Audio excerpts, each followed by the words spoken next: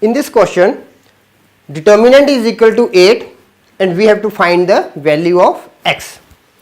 Now, remember one thing, when a question is for 1 mark, our answer should be very much accurate. Either we are getting 1 mark or 0, no half marks.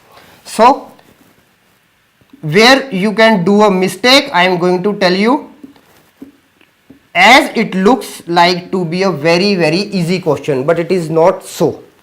Now, we are having x plus 3 with 2x minus 3x with minus 2 is equal to 8.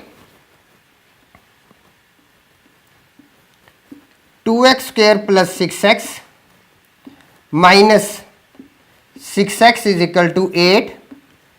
2x square is equal to 8, x square is equal to 4 and x is equal to plus minus 2. Now, where you can be wrong? You can be wrong here, because you will be leaving your question here and you will be writing answer, this part as an answer. But what the answer is? Now, we are having the answer as x is equal to 2 answer. Now, why minus 2 is not answer? Because x is equal to minus 2 is rejected, as what is given? X belongs to natural number, as x belongs to natural number.